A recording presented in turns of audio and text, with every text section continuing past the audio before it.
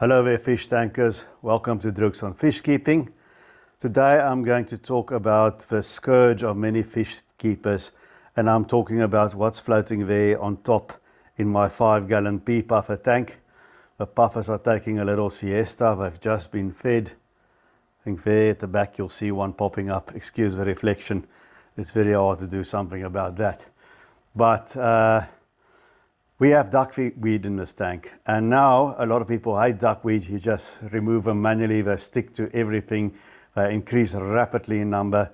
It's great if you have some goldfish. That's very good to feed them to goldfish. Goldfish like them, and it's good for their digestion. But I don't have any goldfish, and I don't want this little tank overrun by duckweed that I have to keep scooping it out weekly. Now this tank has been 2 weeks without any maintenance. We've got a slight algae problem here. It's a newish tank, but the duckweed does not increase in numbers as rapidly as it does in other tanks, and the reason for this is to have a cover on your tank.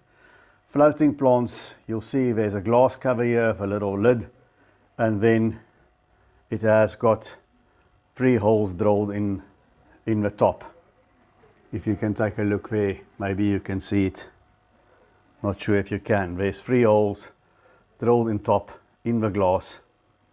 There you can see the holes drilled in the top. So there's a bit of circulation. There's a slit at the back for your airline and your heater. So it's a covered tank with some ventilation. And I find that makes the duckweed grow a lot slower. It doesn't grow as much as it would normally grow, about a half the speed, which doesn't cause me a lot of maintenance because I still want the duckweed. Pea puffers like playing around in the hair roots that hang into the tank, gives them a bit of shade. So I don't want to eliminate the duckweed, but I find if you put a cover on top of a tank with a bit of ventilation. Floating plants don't like covers.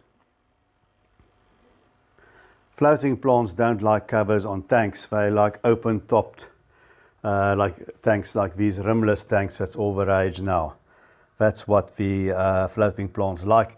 And in South Africa we don't really have red root floaters, all of those things that you have, Salvinia and all the things you have in the States. They're illegal here because they have a potential of growing in our indigenous waterways. But we do have duckweed. I'm not sure if they're legal, but it's everywhere. And one way to keep the duckweed from taking over is to just have some form of a lid. Floating plants like Salvinia, frogfoot, that sort of thing, they don't do well in a tank that has a lid on top of it because they don't have enough air exchange. They like the air exchange. But with a lid here, with a few holes, I find the duckweed is much tougher than any other plant, and they'll still survive, but it'll just slow down that growth a little bit. So there, I've just taken off the lid now, and there you can see this is the amount of duckweed that grows in from about half of what it is now. It's only that bit of growth that's been going on for 2 weeks.